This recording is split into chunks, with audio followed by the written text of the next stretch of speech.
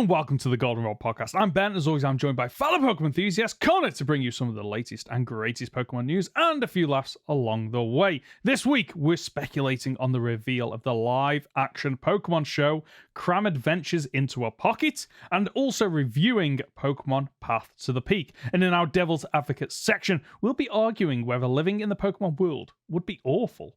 As always, you can jump to a topic using the timestamp in the description below. Conor, I've not updated my script. It still says it's nice to meet you. Oh, it's lovely to meet you. We've never met once before, ever. Not once. No, not once. So this is our very first podcast, believe it or not. Yeah, not episode 64, 65?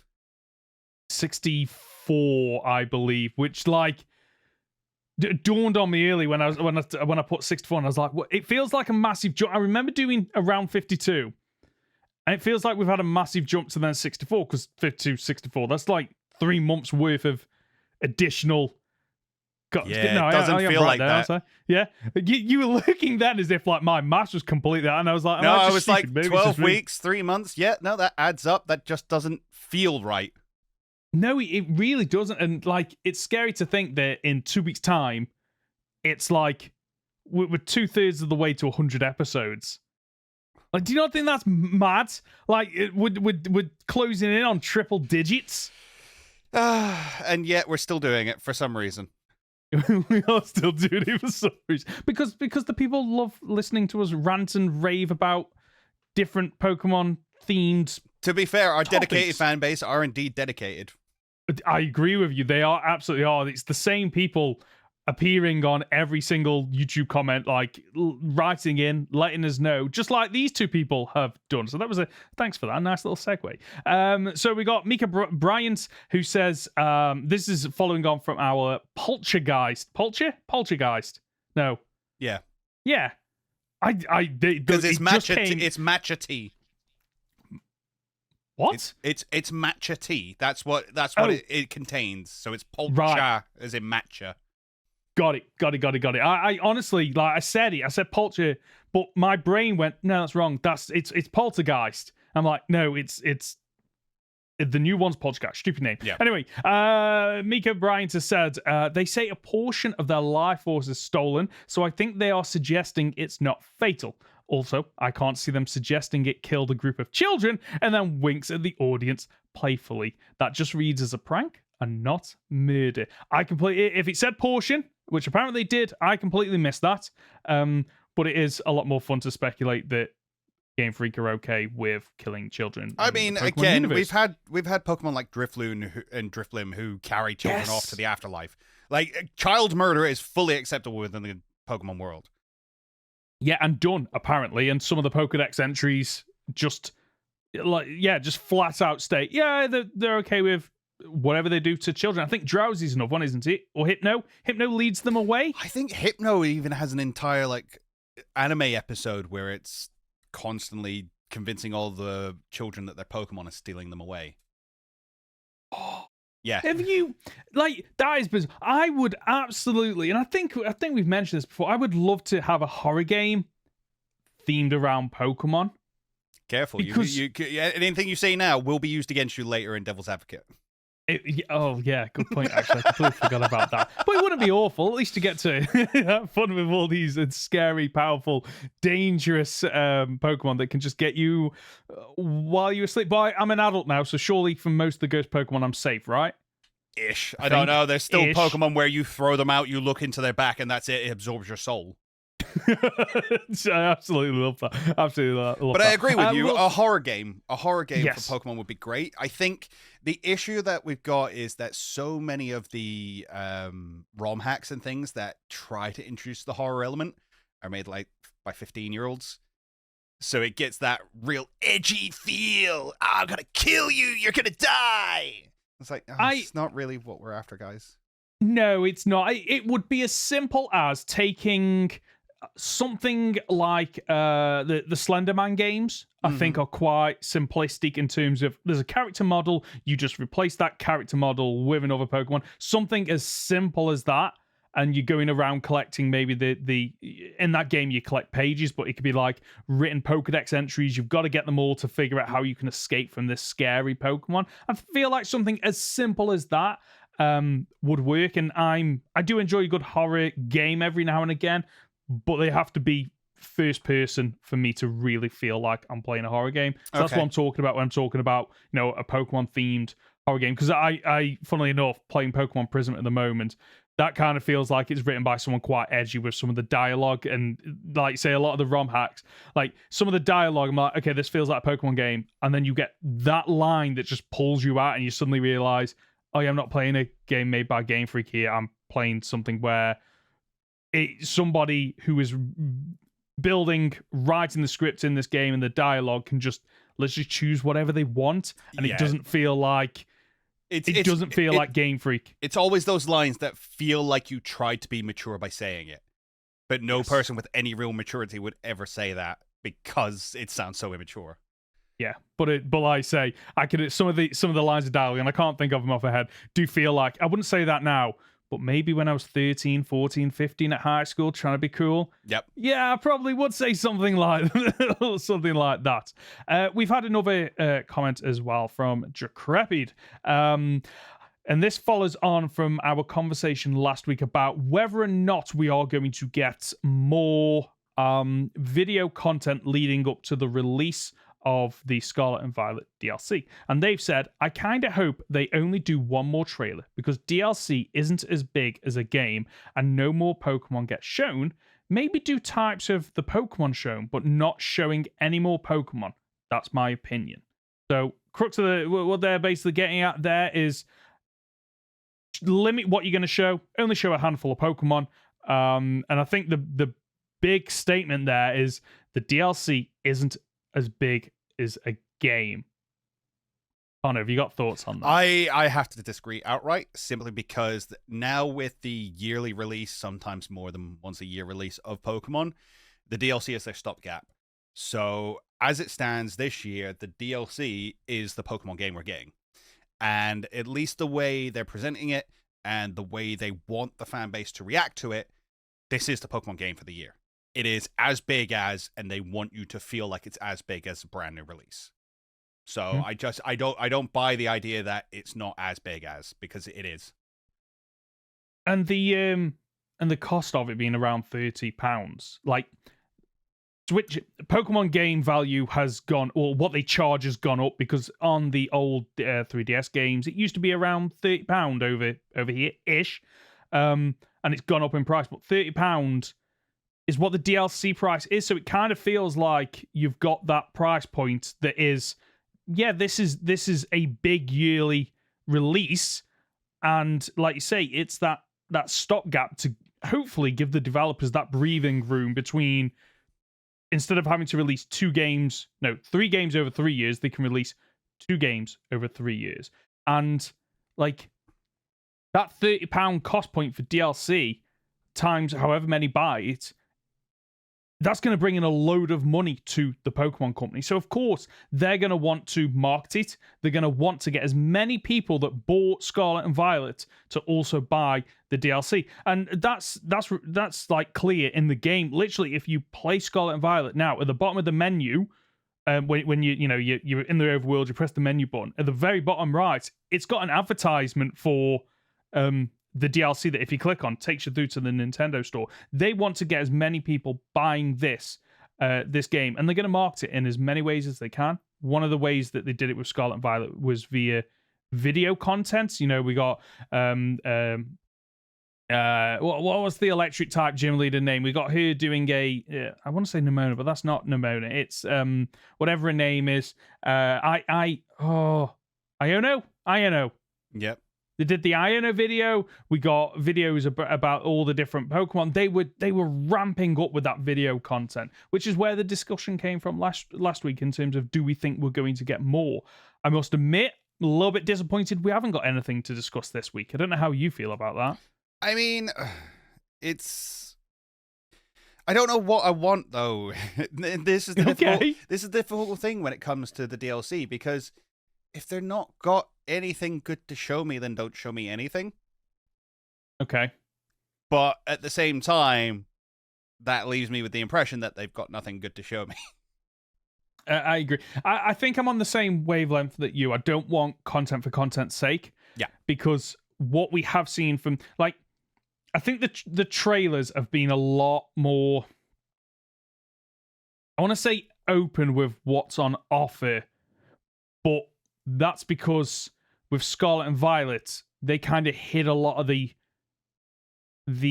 issues with that game outside of a handful of clips. Like they managed to hide a lot of it, whereas the trailers for the DLC hasn't felt like they're deliberately trying to hide things, because they have shown some of the areas that are, Kitakami and stuff like that, where it's a little bit emptier than maybe you would expect. So they are being I want to say they're being a bit more open about, this is what you can expect, like making the trailer feel like if you buy this game, this is what you're going to get. Whereas Scarlet and Violet, we got a little bit sideswiped, I guess, for lack of a better word. I think with the Scarlet and Violet trailers, they managed to include things that alluded to bits that were going to be in the game that then weren't. Whereas I feel like they've almost tried to circumvent that this time around and go, well, don't give anything that will give the wrong impression, so just don't show anything. Yeah, and I'm amazed that this, honestly, I thought with us being this close to release date, and I've not got it in front of me, but it's September, isn't it? Yeah, it's we like the first week in September or something silly. We got 2 weeks. Wow. Something like that. Is it around the 14th off the top of my head? 14th, 18th, something like that. Okay. So we're 2, maybe 3 weeks away, and yet we're not seeing what 13th. What I'd referred the 13th. Wow. So less than 2 weeks when this goes live. So we're not seeing that ramp up of video content, which is and promotional content, which I expected to see. But I think that might be a case of them worrying that if they put too much out there, people's expectations might heighten, and then they have the same issue that they had with Scarlet and Violet of people buy the game suddenly to go, hold on, this kind of isn't what we were sold on. I'm a little bit disappointed. So here's my counterpoint to that. Who cares? Okay, serious note, on a thing of DLC isn't bought from a shop.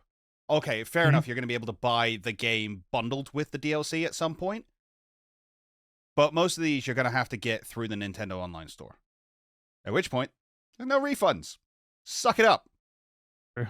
So, if you're going to sell it, just sell it. Don't hold back. I don't know. My absolute tinfoil theory is that they are that confident that the reviews are going to be that good when they launch this that they don't need to do much marketing. I don't believe that, but if I had to go down the tinfoil, lane, so to speak, or the path like that is what I'm thinking. So it does raise a question that I have asked you a couple of times, and I had in the back of my mind when I was pulling together the script for today's episode is, are you still on the fence about purchasing the DLC? On anything of if this wasn't my job, yeah. Yep. Yeah, I don't think I would pick it up immediately. And it's interesting because I was somebody who forewent Sword and Shield when it first came out. Gave a miss to Isle of Armor when that came out. Wow, okay.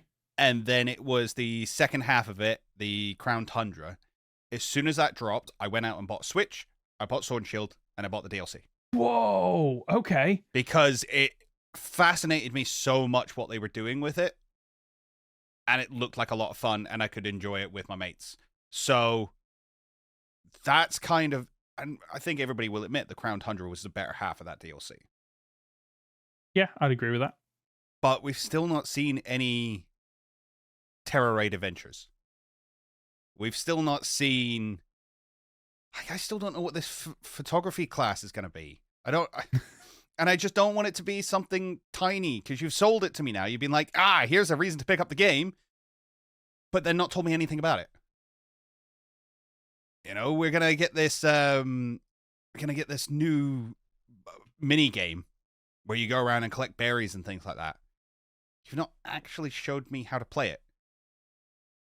You know, it's. I'm not asking for more to be revealed at this point. I want you to fully demonstrate what you've already revealed. Okay. Does that make sense? No, it does. It's almost like here's a flavor of what you're going to do, but we've not had the mechanics revealed behind that.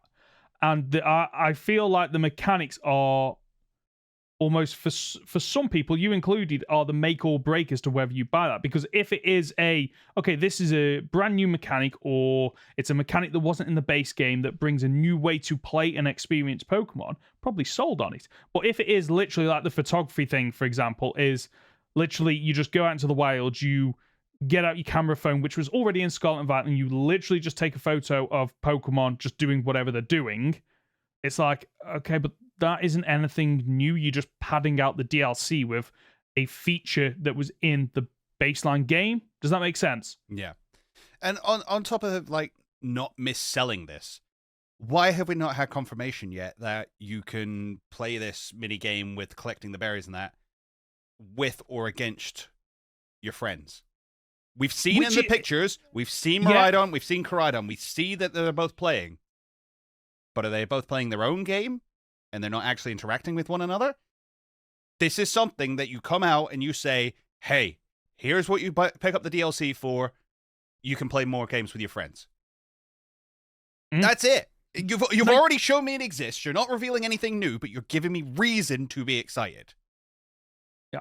And it blows my mind because, like, for like Pokemon, ever since the initial generation has had multiplayer mechanics, and you know, in the original Pokemon games, they were, I don't want to say simplistic, because I think that does it a disservice, because you could battle with other trainers and trade with other trainers on a handheld console using a cable. And I just want to point out, like, how magical that felt at the time, and how it was doing things that no other games were doing. Like, outside of Pokemon, did anyone use the link cable on the Game Boy? And I challenge anyone to come back with a game that allowed you to do that. I know they exist because I have seen a video, but they were so... Yeah, it was... people bought it for Pokemon. Yeah, like, that functionality pretty much wasn't there. So, like, Game Freak has always thought, okay, multiplayer, how can we get people connecting and playing together? And for the longest time, it has been very much the same thing of, you can battle, you can trade, and then they introduce things like the Wonder Trade, and a few other mechanics, and mainly about different ways to play the multiplayer battle aspect. And then we get Generation 9 comes along, which tried to reinvent this in terms of, oh yeah, you can all run around in the same area, which I remember us speculating when it was announced, and we all thought, oh, is there going to be like a what's the word I'm looking for? The system that's in Let's Go, where if you get too far away, you're then pulled back to the player. But what we got was basically, no, you're in the same world, you can explore the same area, but you just can't do some of the story beats together. So again, you know, a step forward in the right direction, needs to do a little bit more. But you can tell that they are trying to make it so it is a multiplayer experience, as so many other games are doing and moving towards, is this sense of, oh, it's a social aspect of you and your friends get together and you get to play in game. With all that being said, if that's the route they're going down, why the heck wouldn't you announce, oh yeah, we've released a trailer that shows two people playing a game in the DLC? Why would you not be explaining more about that content of, you know, in the trailer, new ways to play together, and you show that? Yeah. Like, it blows my mind that's not being done yet.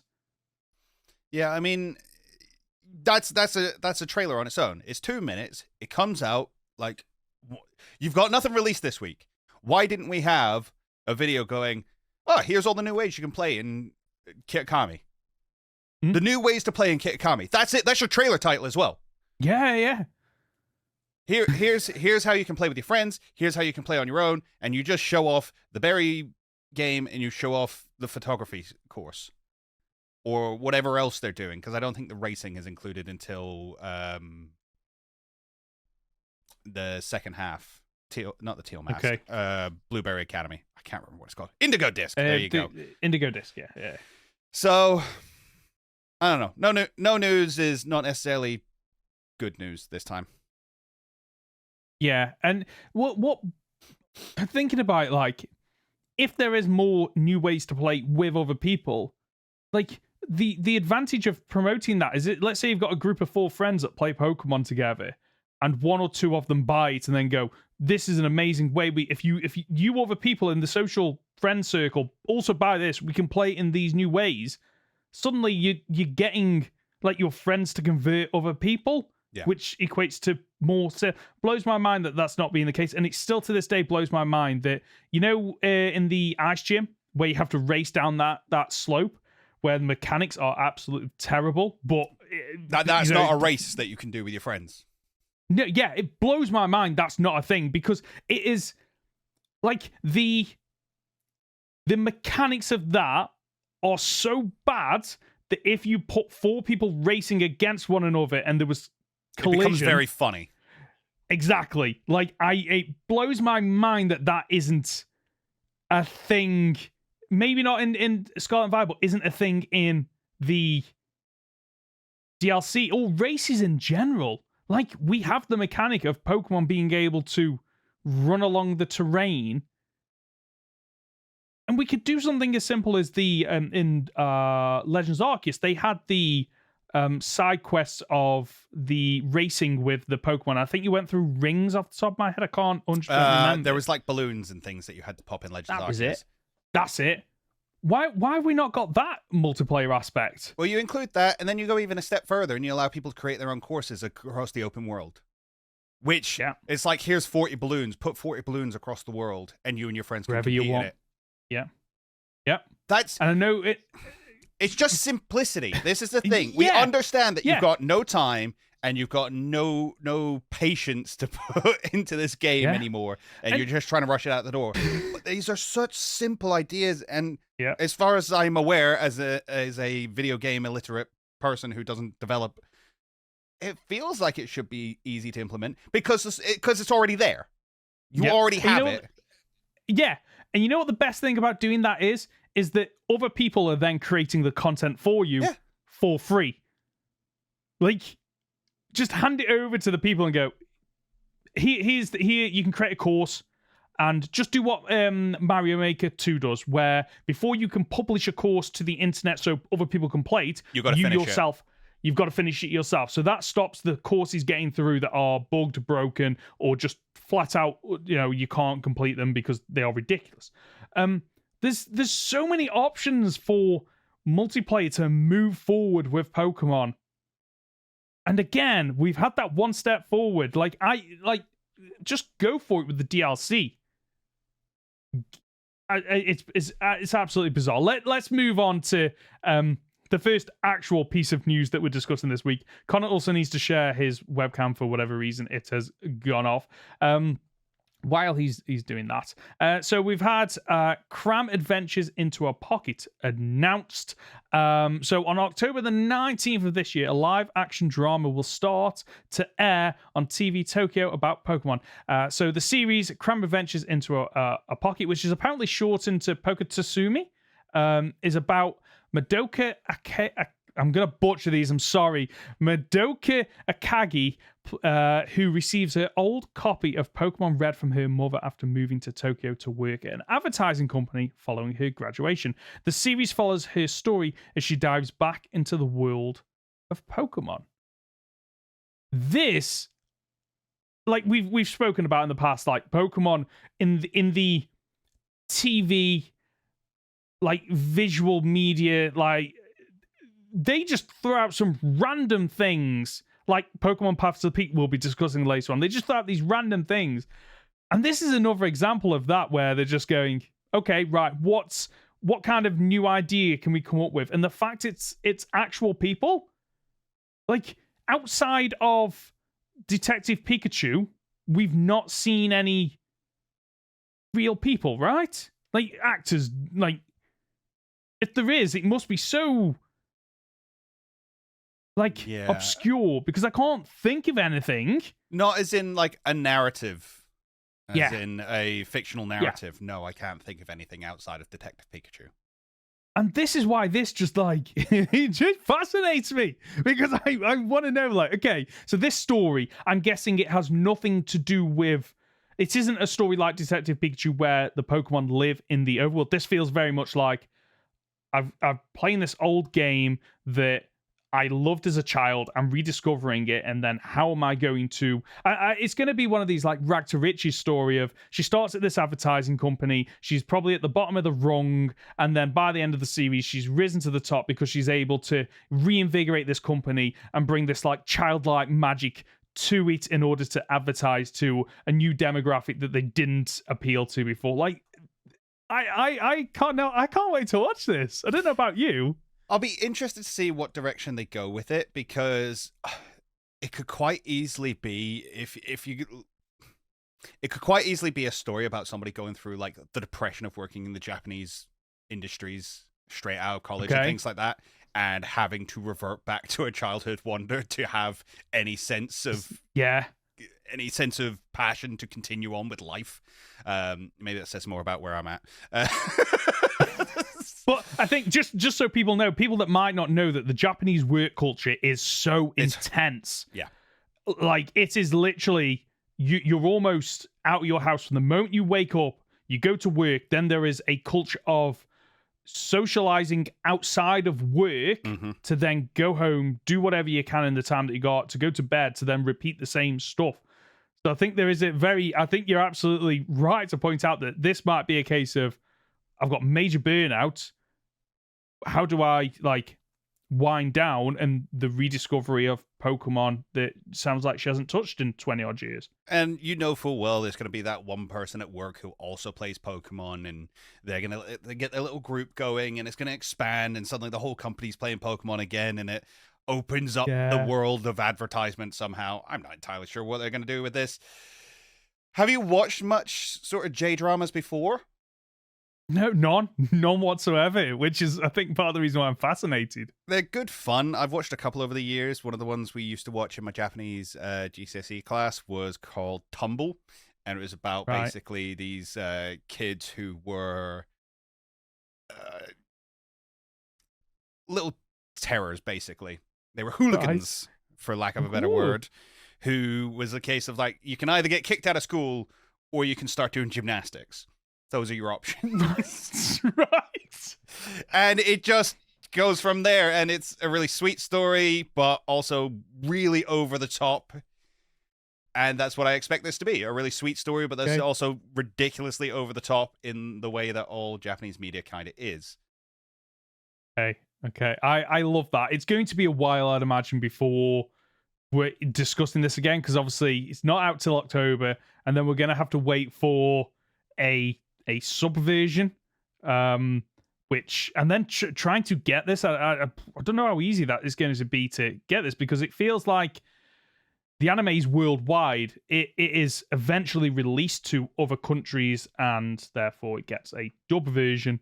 But you can usually get a subversion online, which I believe is done by just regular people. Is that correct? Yeah. Whereas this is there an appetite for this outside of Japan? And I think that is going to make it either really, I think that could decide how difficult this is going to be to get a hold of. So I think the difference you're going to get, and it brings me back to that idea of this being very much about sort of the Japanese work culture and what it does to people, is it's going to be very difficult for people who don't understand Japanese culture to latch on to it.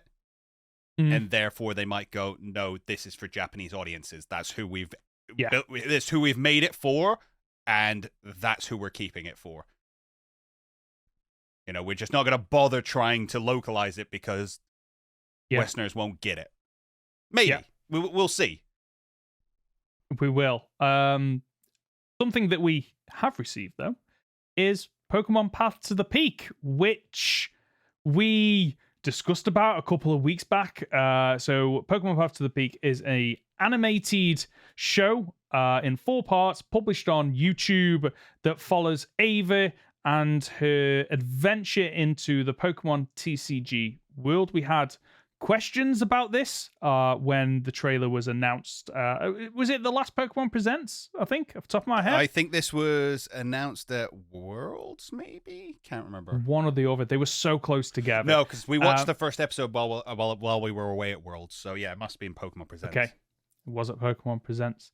And it follows Ava's journey. How do you want to do? Do you want to break down each episode or just themes and story in general? We'll just go, I think, overall, because there's only 4 episodes and they flow quite really easily into each other. Yeah. They're about 10 episodes. Each episode is about 10 minutes each.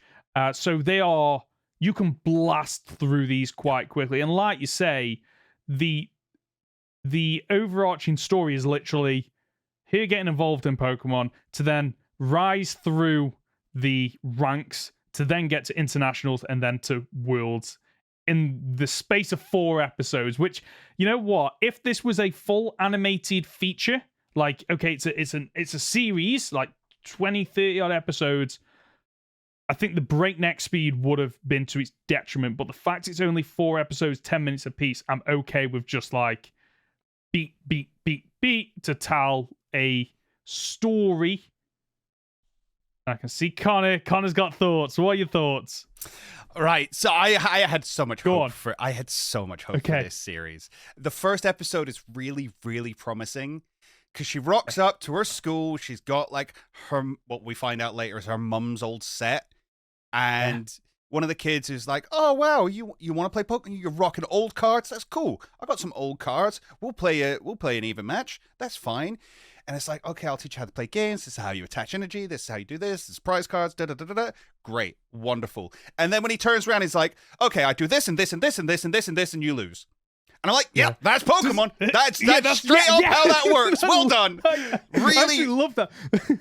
really, really beautifully shown how this Pokemon game works and how difficult it can be for new people to be like, I have no idea what just happened, but I lost.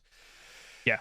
It's the fact when he's recapping the rules as well. It's like you said, like when you just like reeled off, like you went really fast to reel off like some examples of the rules, because when I've tried to explain to an 8-year-old child how the rules work, and honestly, it must be like trying to teach science, because you have to break down active, bench, drawing, prize cards, like all these different things.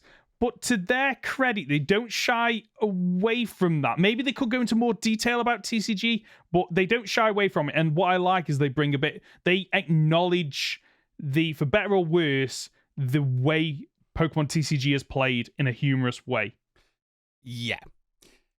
My problem with the series is that the first episode was really promising, and then they almost go, but to actually explore the TCG in any real depth takes away from the story that we want to tell. And they just bench it. And what really upsets me is the fact that there's no exploration of meta. The word meta is brought up, but it's not actually explored in any real way. The fact that she's playing an oddish deck that is got Scyther and Tropius and friggin' Grumpig, and she evolves either into Vileplume or Blossom, depending on it just doesn't make sense. The actual deck she's running doesn't make sense. Yeah. The deck other people are running doesn't make sense. And it goes all the way through to she starts in the school, and then 4 episodes later, she's in the World Championship final. That easy. It's just that easy. And the thing is, it could be a fun series, but it just...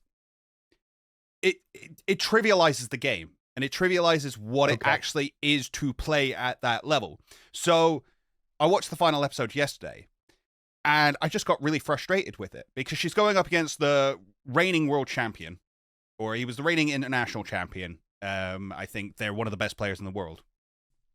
Mm-hmm. And they're running a Phalanx deck. Okay, this is the first person I've seen actually run a deck that does actually work in the TCG. Yeah. It's not very good. Phalanx works. It's an actual archetype. You can play it. It's not very good, though, and it's not very consistent. And then he goes and plays Nemona. Now, Nemona is the most recent of a series of cards, which is like the protagonist's friends. That's draw 3 as a supporter. Mm-hmm. No one No one in their right mind would ever run this in a World Championship deck. It's awful. Okay. It's horrendous card. It's just, it would never be seen. It would never be played. And it's just things like that made me realize, like, I thought people kind of knew what they were doing here and we were going to represent this game as it actually is. But it just seems like somebody's gone, oh yeah, no, that's a card. We can throw that one in there. Which is a shame because the episode before they play Iono. And that's really cool. That it's like, oh, she's got to shuffle her whole hand into her deck and draw one card because she's got one prize card left. That's a real play. That does happen. That's great. But she doesn't draw out of it. There's no comeback from it because they play stupid supporters like Nimona. And then the guy's got like 12 cards in his hand and goes, "There's nothing I can do." What are you doing? What is your deck built for? Give up. How have you come to Worlds with a deck with 12 cards in hand and you can't play any of them? Oh, hey, buddy. You're so animated you're getting attacked by the dog. I don't know if the dog, I don't know if your dog agrees with you. While you're getting absolutely attacked, I will admit this game is very light on the trading card game mechanics. And just it's really light on the trading card game in general for a show that is based around the trading card game. And I think the addition of the trading card game is used as a vehicle to drive the story more than it is about the actual mechanics of how they use it, which I'm okay with that. I'm okay with that because, and I think from my perspective, thinking about this from someone who maybe doesn't play the TCG, but likes Pokemon in general, if you start to go into the mechanics of the TCG, you run the risk, I think, of putting some people off. But at the same time, you could have the TCG mechanics, and that might invite new people to play the game. And I think it's a decision that's obviously been made. And I think it's been made because it's like, okay, you're getting a short run of 4 episodes, 10 minutes apiece, and therefore we just need the TCG needs to be there as a backdrop to basically force the plot. But from what you just said, like, I think maybe are you saying that they should have done their research into the meta and the cards to at least make it more enjoyable for the people that do understand the TCG rules, cards, and mechanics? I feel like they started with the first episode with her losing a match by someone pulling off a really amazing play. Yep. And then she ends up in the World Championships having never, ever made a play like that.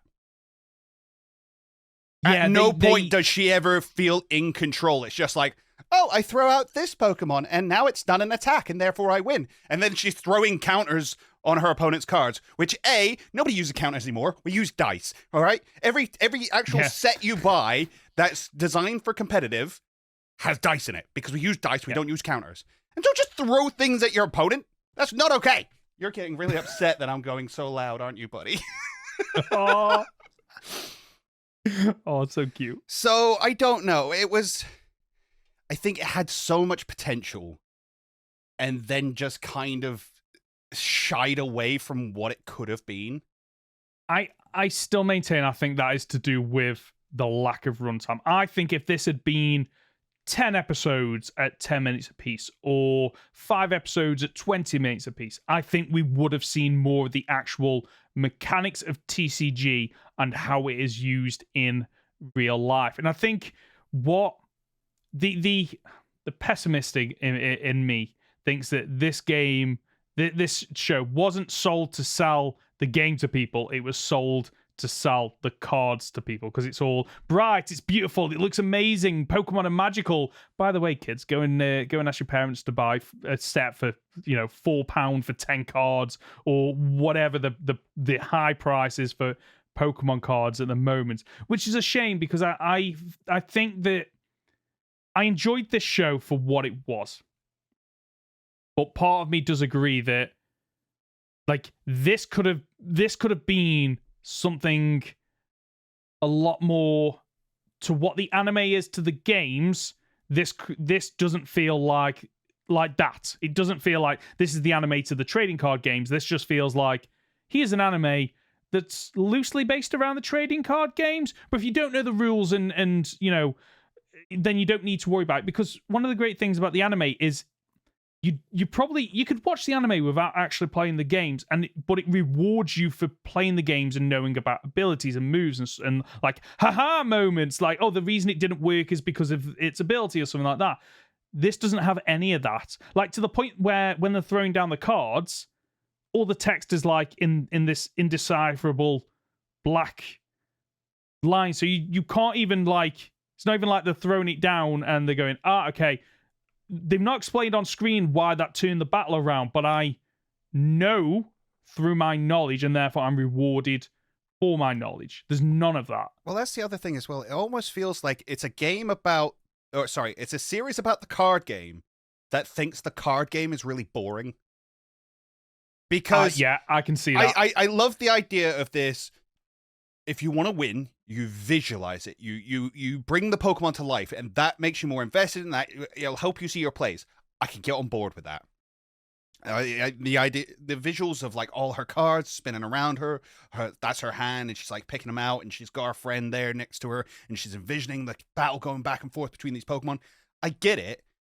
But far too often, it's like, okay, sit down, play cards out, and now we don't care about the card game anymore. We're just going to show you these Pokemon attacking each other, and that's all it is. And it's not, the card game is so much more than that.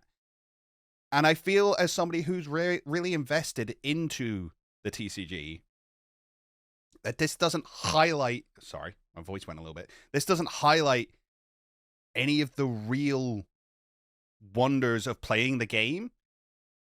And almost tries to show off something completely different that doesn't exist. I don't know. Okay. I really hoped it would have been better. Okay, let's separate the TCG elements from this. It's a game about the TCG. I know. But what about Ava as a character? What did you think of her? She's pretty good. I don't hate her. I like the fact that she has her highs. I like the fact that she has her lows. When she comes out after she's lost her entire deck, I think at the third episode during internationals, and you just see the streams of tears because she's been up all night crying. I'm like, yeah, no, I feel that. I think the lesson she learns at the end of, oh, it doesn't matter if I win. It's all about the fun of playing and the friends I made along the way. I'm like, all right, cool. Sure. It's a Pokemon show. That was always going to be the lesson you had to learn.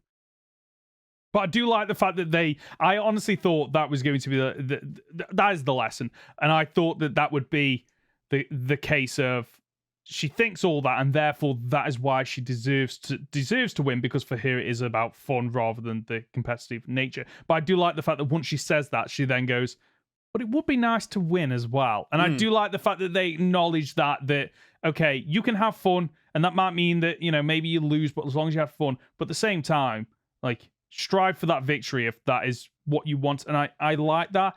I think for me, I do like her character.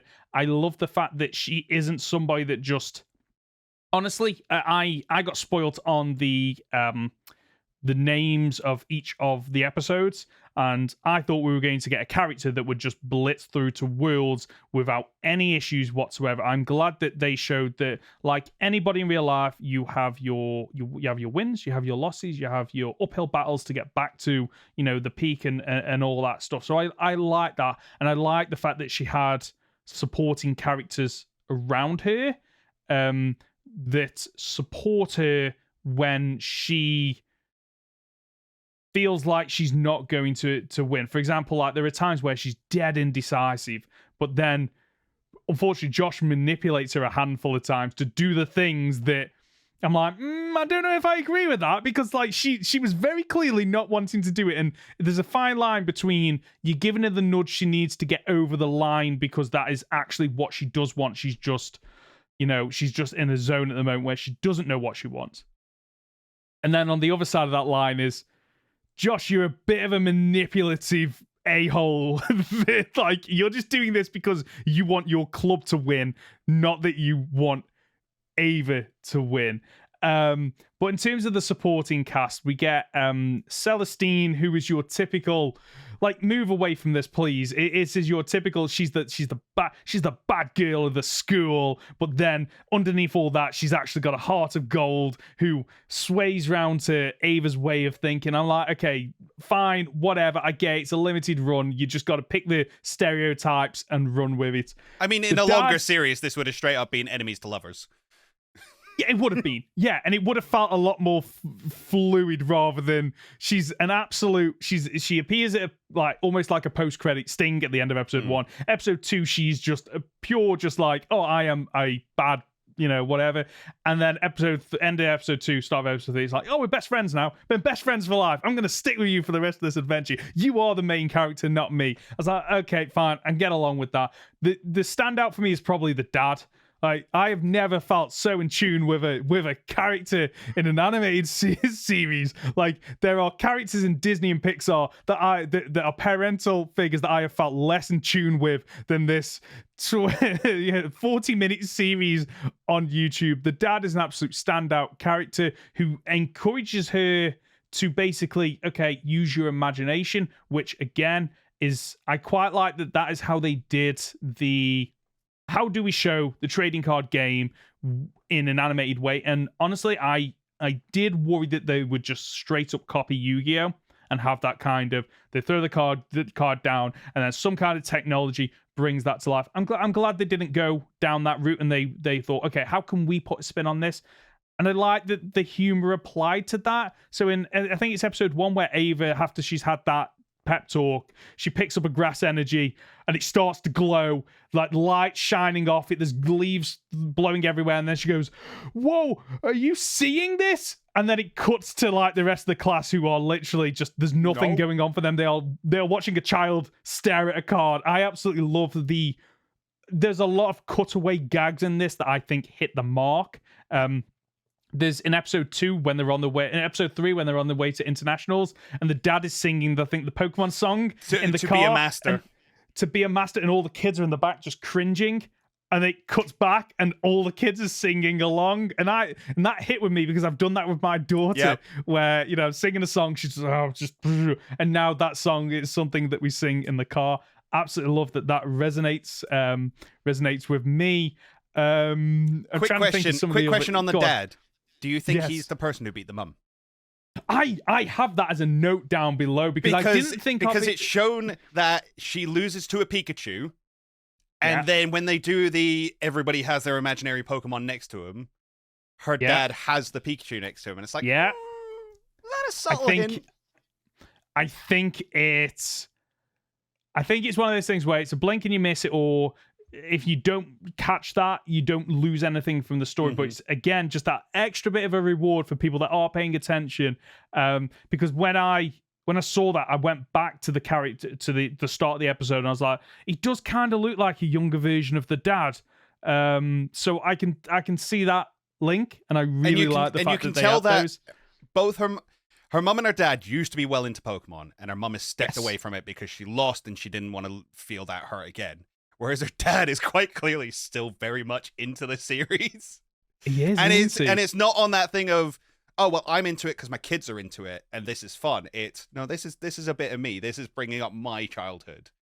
So which is again, like, links back to me with Pokemon trading cards, and then my daughter taking an interest, teaching her how to play, and then just having that link where I haven't forced her. I haven't gone, you'll really love this. You're going to sit down and play it. It's just Dad, I'm enjoying this. Like, can you play it? I was like, yeah, I'll teach you how to play it. And absolutely, it's just that character, phenomenal.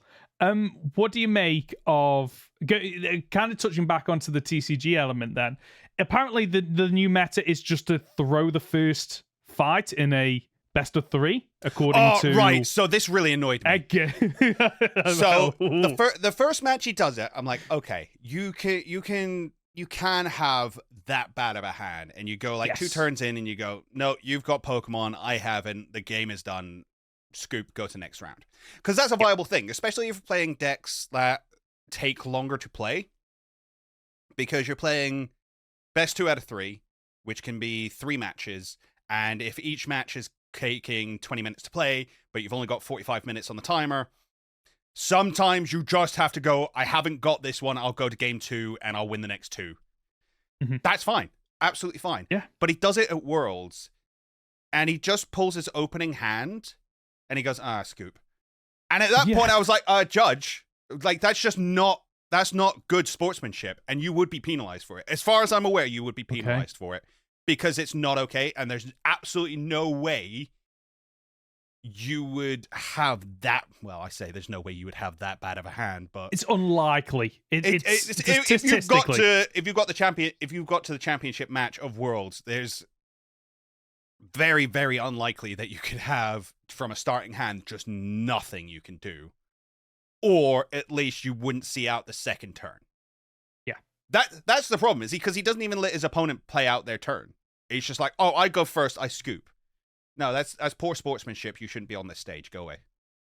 You scoop that game, and I'm giving you a game loss, so you lose. Yeah, frustrated. Really, really frustrated me. And so, at the risk of angering you even more, so the rare candy card, what does that? Because obviously she has the cards to evolve into Gloom, then Vileplume. Yeah, but then so she just rare candy allows you to skip an evolution step.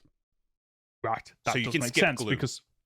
And then she got to Blossom via that method. Right, okay. I was...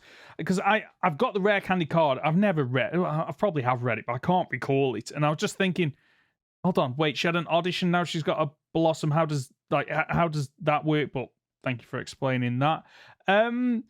What did you think about Edgar Troy, who is the current world champion? Do you think... I mean, he's your typical scumbag, isn't he? It's set up to be such. I really like their jackets. Yeah. Their character design was fun. That's kind of it. This show, I feel like it needed more time. And because there's so much you can do with a TCG game. Because we go from her having like an old out of date deck to winning a locals. And it's like, what? When did you buy new cards? When did you trade them? How did we get here? When did you learn the new format? Did you have to, even silly little things like, your deck didn't have supporters. Supporters are a new thing you've got to learn. It's tiny little things that we just didn't have put in here. Sorry. Okay. No, it's absolutely fine. I do want to shout out the animation. For a couple of reasons. One, it is vibrant as anything. This is colorful. It is beautiful to look at, and it is such a. The animation flows like it is constantly moving. It isn't like the anime that we typically, we used to watch with Journeys, where you can tell where the frames are still, and they're just maybe tweaking one element, or they're just doing those lingering shots and zooming in or panning to cut time on animation. Like I was watching this, and I can't recall a single point where it does that shot of, let's just linger on this for 5 seconds and we'll do a pan, we'll do a zoom. Things are constantly on the go in this, and it made me realize again with Pokemon Journeys that like cut down the amount of episodes, let it breathe, like let it flow. And honestly, like I would happily see battle animation like in this kind of design, and we do see that. And that's the other thing about when this isn't anything to do with the TCG in terms of battles of, you've got a Groudon versus Blossom at one point, and like it's almost like they're shielding themselves from each other's attacks and running around. And I know it's her imagination playing it, but it's the fact that no, I'm pretty sure that Blossom's dead. Like, there's no way. I've played a Groudon. There's no way that Blossom's surviving a single attack, let alone being able to apparently counter it and then attack back. So I enjoyed it for what it was. I would love to see a version of this which is longer in terms of either runtime or more episodes, and therefore it allows it to do justice to the Pokemon TCG. I think as a series, it was very pretty. I think it hit emotionally on all the points it needed to. I wish it was more about the TCG, which was kind of what I was looking forward to from the series. The one thing I will give it is that the championships that she attends, the locals, the internationals, and the world championships, they capture the look of it really, really well with all the flags hanging from the ceilings. She's got the headset on at the end. I'm like, yeah, okay, that looks like she's at Worlds. That's how that do. But yeah, I just really was hoping for a little bit more accuracy. I can understand that, and yeah, as I've said, I can appreciate it for what it was, but I think I would have liked more of what you want to see from it, because we don't really have anything for the TCG outside of you collect them, you fight them, and there's a potential to go to competitions. It hasn't got that rich media surrounding it of other things that you can do. Yeah, it hasn't got any of the real struggle. I think that's what missing for me from this series is the real struggle of what is required to go to Worlds. Yeah, agreed.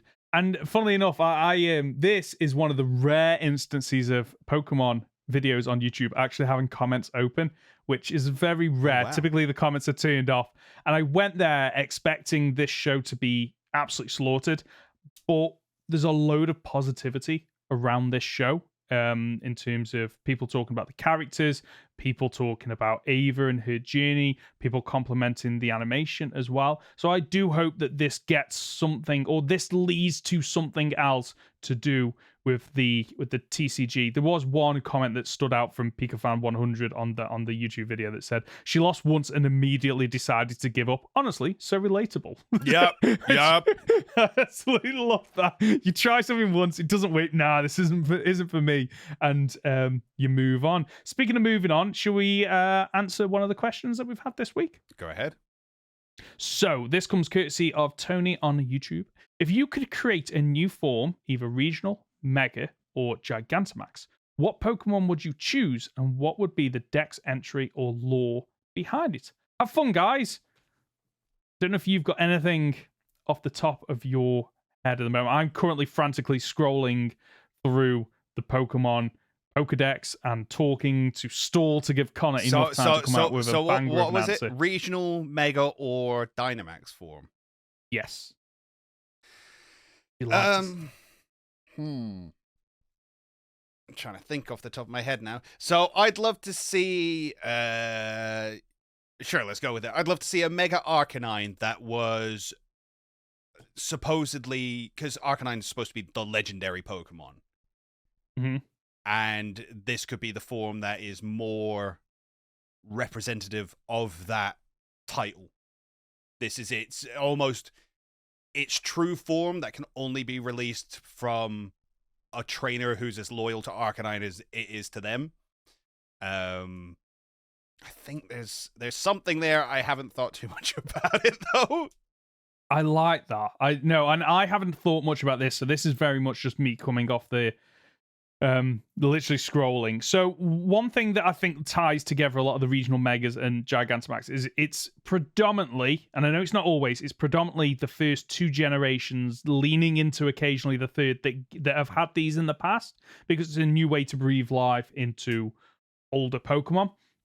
One of the ones I think I would like to see now that it wasn't my original answer, but scrolling and I was like, okay, I quite like the idea of this, is we've got Porygon, and Porygon is a man-made Pokemon, and I think I'd like to see a variant of that where perhaps it has evolved on its own over time. And I know we get that with Porygon 2 and Porygon Z, but they are man-made items you apply to it to evolve. I would love to see a version of this where, and you could do this with a paradox form, actually, of it spent thousands of years outside of man-made influence. How does a man-made Pokemon then change based on its environment and the world that it lives in?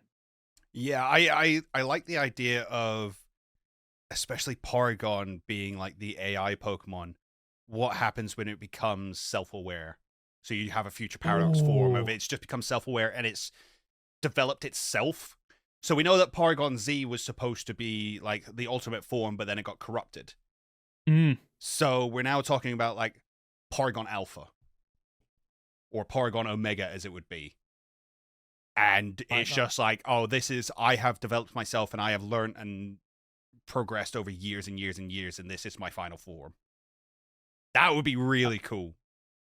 I like that a lot. And it feels like they've done a really good job, I feel, for the most part, of giving the first couple of generations a secondary form, a new form, regional, whatever it might be. And I think there's a few now that I look at and think, oh, they're probably missing something to kind of elevate them to a level where we can continue to play with them. And I think two of them from Generation 1 that really stand out to me are, unfortunately, Jinx and Pinsir. Like, Electabuzz and Magmar kind of fall in that category, but they got evolved forms, which can be quite effective, whereas Jinx and Pinsir have had next to nothing. So maybe I would love to see a version of Jinx where it's evolved past the ice stage because it's in a different climate, maybe.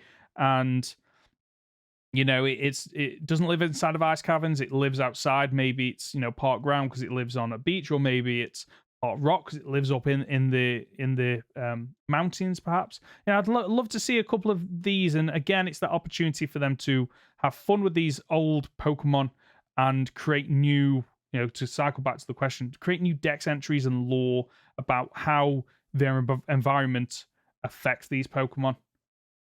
Yep. I can't think of anything else off the top of my head, so that'll do. So if you've got a comment or question, you can reach us by leaving a comment on our podcast on YouTube, by emailing goldenrodpod@gmail.com, by leaving it on our Discord channel, or by using the hashtag goldenrodpod on Twitter. Oh, it's random time. thought. I'm going to throw this one out there. I want an ancient paradox form of Mewtwo. An ancient paradox form. Okay, right. Simply for that face. Simply for that reason. I want it to be one of those, like, that makes no sense. But that's what I was like, okay. And like, I literally for a second, I was like, but that makes no sense because it was created like literally modern day from 20 years ago. So how? Yeah, exactly. Yeah, you have very much. You've.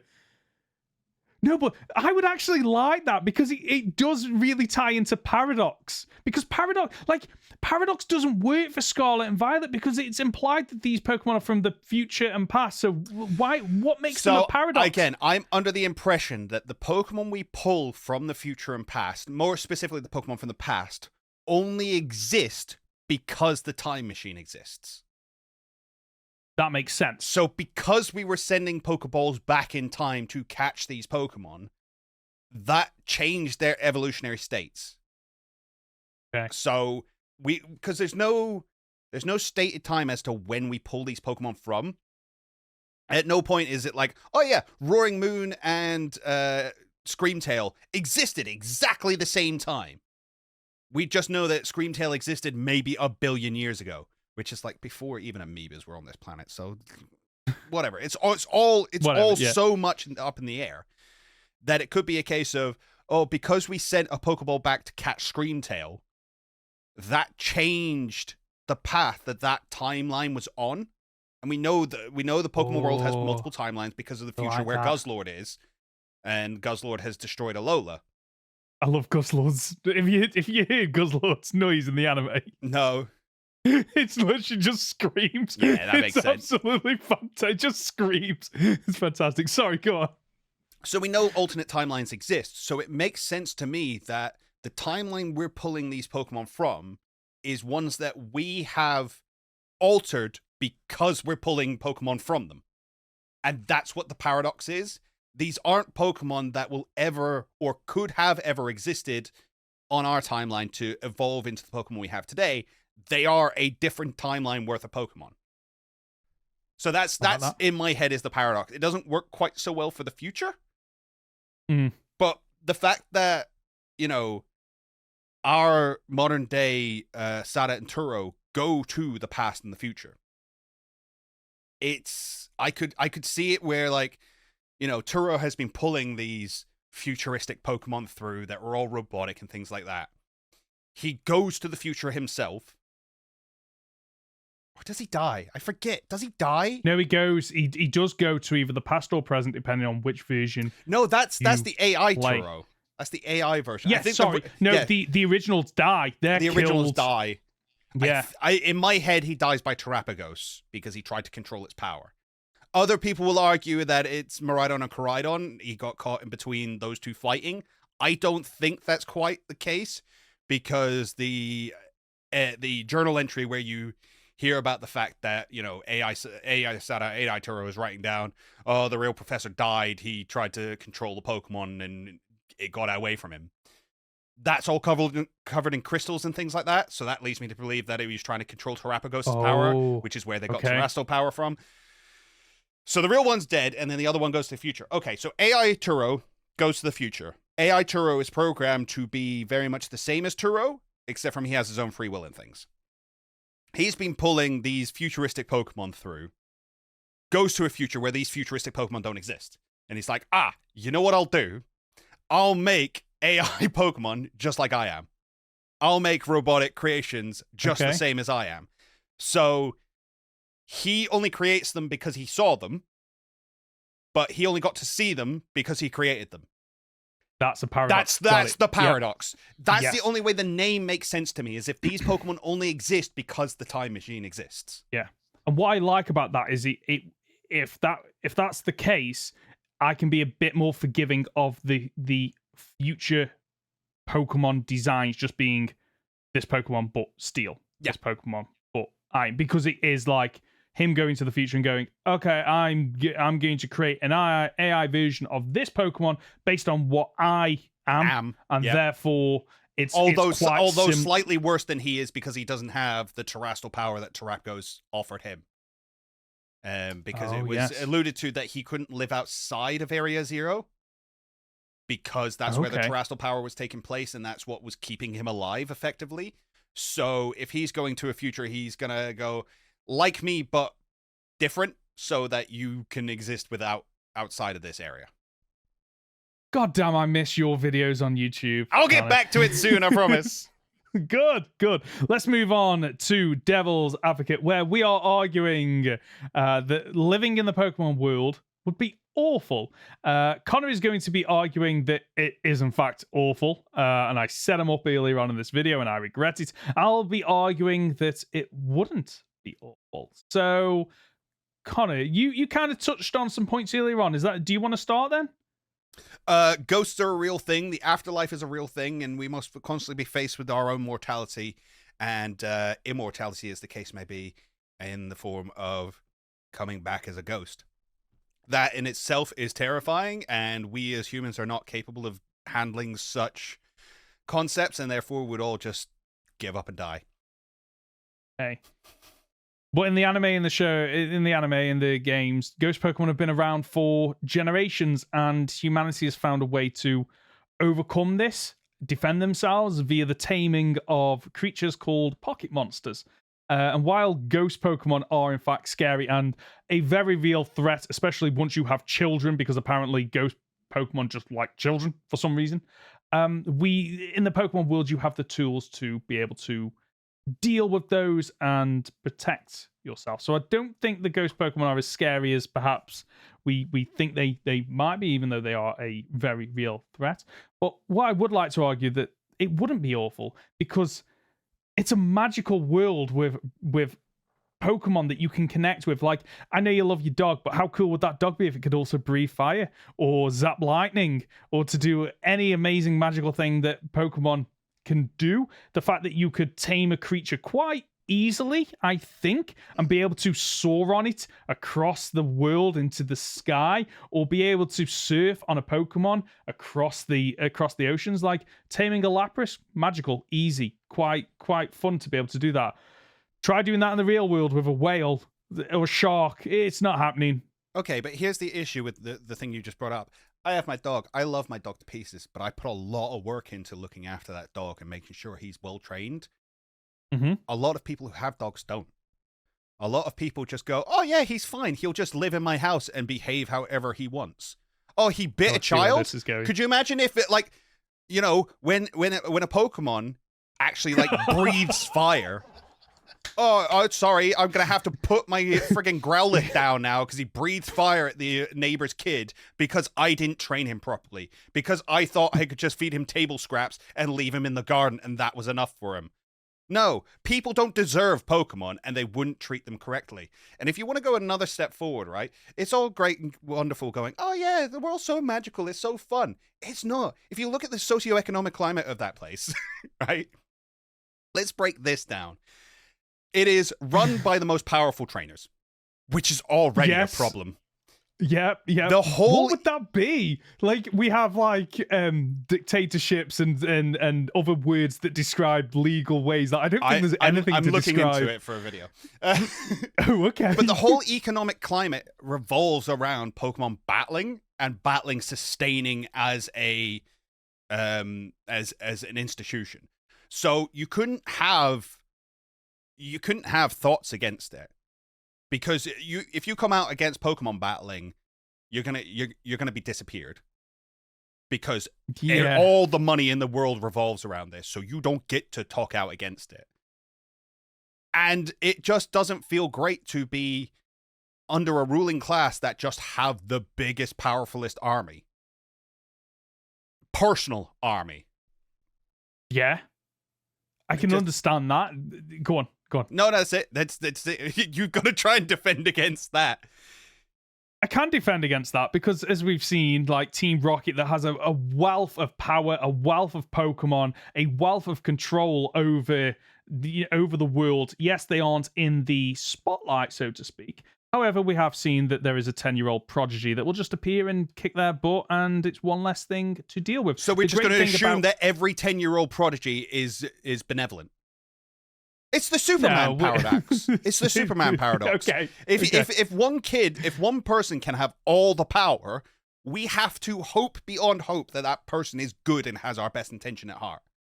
And I'll tell you what, they probably don't, because people suck. It's the Megamind meme, isn't it? Where a trainer rises up, knocks out the champion and the Elite Four, and it's like, oh, you've saved us. I wouldn't say saved so much as under new management. And suddenly now you've got a 10-year-old kid who wants to take over the world. Yeah. And who's going to stop him? The next 10-year-old kids, we've got a constant cycling loop of these children that are coming through. I think one of the things that I think I'm going to lose that point, so I'm going to cycle onto another point in terms of the technology of the Pokemon world is vastly superior to what we have now. They have literal teleport pads that allow you to move from place A to place B without any real resistance or issue. Could you imagine how marvelous that would be? Like, we no longer need bus stops and bus stations. Like, literally, you just have teleporter pads that take you from one city to another. We have literally enabled, into continental travel easily, quickly. And let's be honest, we know that Pokemon is a big thing in the Pokemon world. If it is all about the battling, that is it. They offer free universal Pokemon healthcare. It costs you absolutely nothing. How much do you pay for the vets now, having to take your dog there for boosters, immunization, and like he knows. He's looking up. He knows I'm going to win this.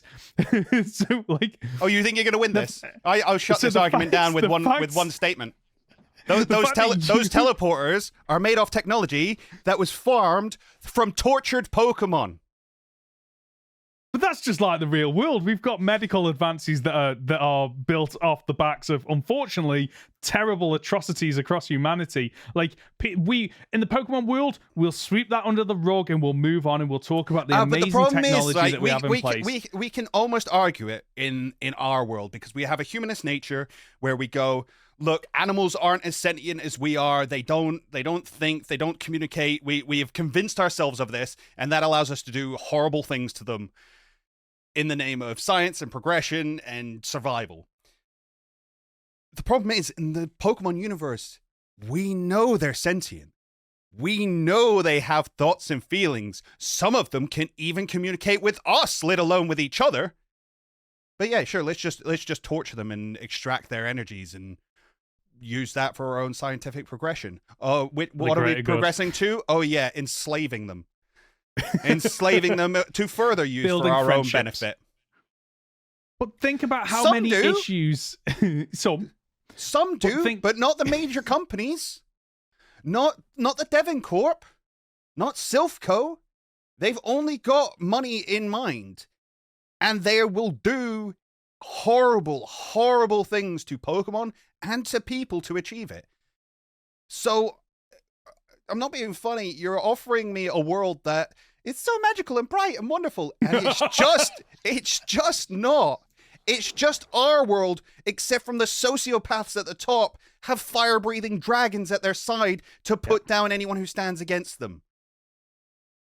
But but in our current world, where we have checks and balances, for lack of a better word, of each level that should counter, the issue there is like when you rise to the top, what is there to stop you? Very little once you're at the top. At least in the Pokemon world, there is literally forces of nature that will counteract you. Like if, for example, your company is ruining the oceans, you're polluting the planet. Suicune's going to appear. Zygarde are going to appear and put you into place. The fear of these powerful, legendary Pokemon will hopefully help to keep some of those people who would use Pokemon for nefarious gains. It would help to keep them in place. And if they don't get kept in place and they try to rise above their station, the Pokemon will come down and sort them out. And worst case scenario, if it doesn't work, we just raise it to Arceus. Arceus will Which would be a lovely idea if Scarlet and Violet didn't prove the fact that the Master Ball actually did at some point go into mass production. Because the final fight against AI Sada and Turo is they have a whole team full of Master Balls, which means at some point, Silphco or the Devon Corp went with the Master Ball and went into mass production with it.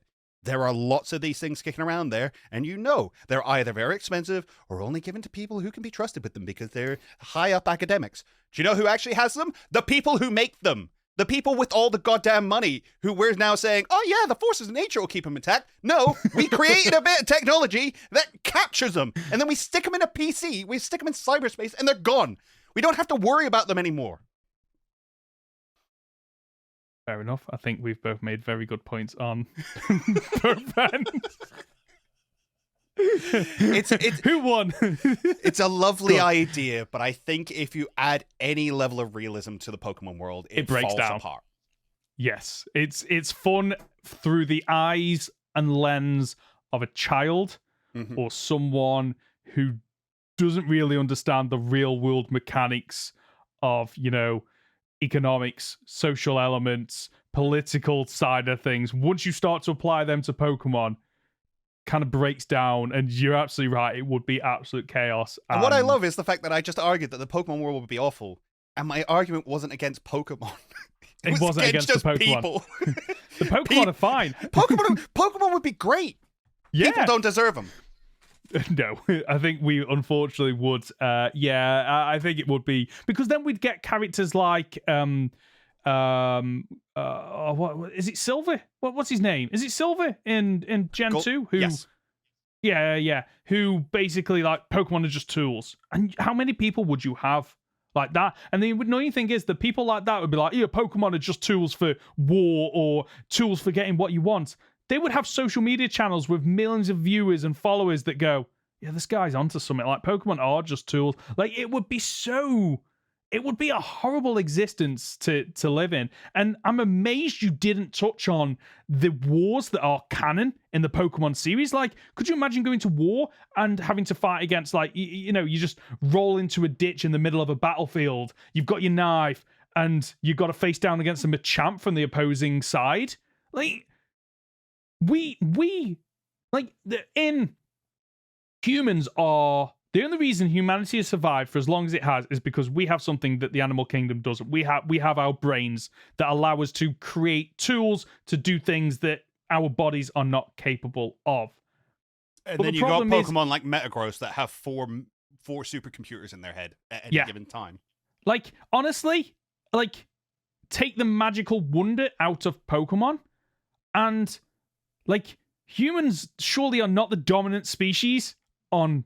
Like, if we apply real-world mechanics, Pokemon are the dominant species on any world they inhabit, because they have abilities, powers, which are sometimes just absolute magical in nature, they have all this that humanity just can't compete against.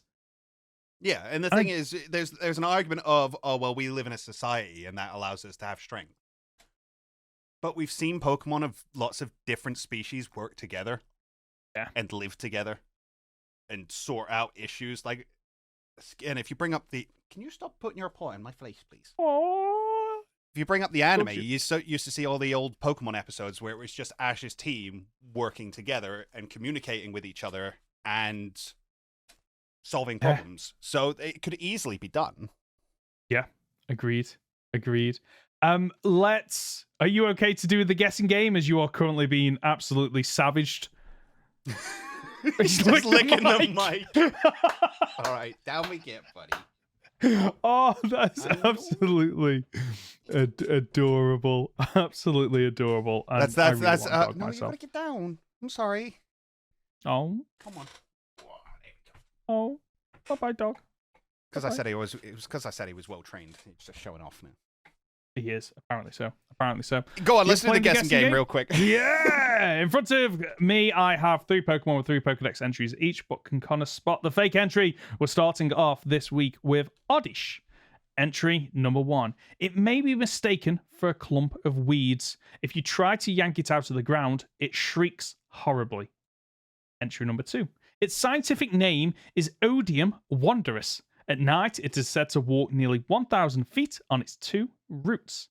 Entry number 3. It buries its body and feet during the day. In quiet forests, you can hear it snoring softly below the ground. Oh, I really want the second one to be real, but I just don't think it is. Odium wanderus. I don't think that's real.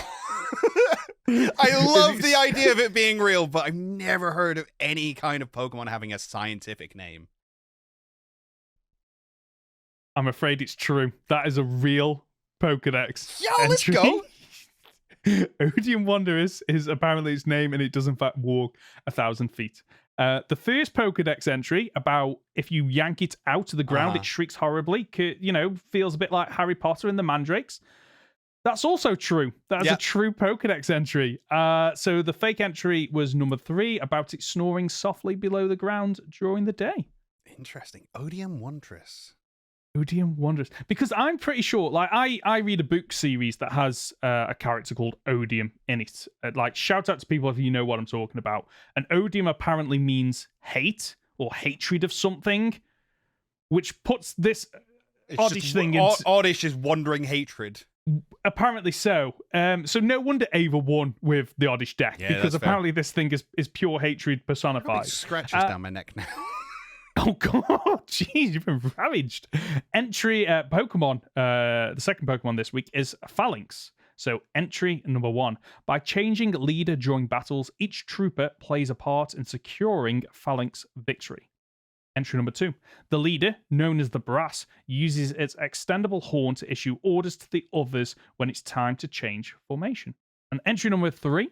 The 6 of them work together as one Pokemon. Teamwork is also their battle strategy, and they constantly change their formation as they fight. Okay, it's the first or the third one. I'm aware of the Brass. I'm going to go with the third one. Okay, I'm afraid the first one was the fake. Oh, it's been a while since we've been in this position. Can I pull it off? The third and final Pokemon is Blossom. Entry number 1. A blossom grows flowers more beautifully if it has evolved from a smelly gloom. The more stinky, the better. At night, this Pokemon closes its petals and goes to sleep. Entry number 2. Blossom dances and wheels through the forest spreading joy. Its dancing is thought to be a ritual to summon the sun. And the third and final entry, when Blossom gets exposed to plenty of sunlight, the leaves ringing its body begin to spin around. This Pokemon's dancing is renowned in the southern lands. That felt weirdly worded. So I was leaning towards the second one, but I'm going to say the third one now. Okay. You should have gone with the second one. The third one is a real entry, and I don't know if me stuttering a little bit put you off, I'm afraid. But yeah, the third one is in fact a real entry. So Conor, I'm afraid you got 0 out of 3, which means next week you have to test me on the Pokedex entries. And I don't know why I'm so smug, because I know you will absolutely rinse me next week, as you always do. You're gonna have a great time. It's gonna be fine. Good. And that's the show for this week. If you've gotten this far, you're just a top dollar, aren't you? Conor, where can we find you? You can find me on my YouTube channel at Captain Fidget or on Twitter at CapFidget. And Ben, you can find me as Professor Hoenn Gaming on YouTube and Professor Hoenn on Twitter. As always, before you go, we'd really appreciate it if you could leave a like on this video if you're watching over on YouTube. If you're listening as a podcast, then please do rate us and leave a nice little comment as well. A nice little review would be very much appreciated. And if it's really kind, we might even read it out on the podcast. And of course, we'll be back next Friday for another week of Pokemon podcast content. See ya!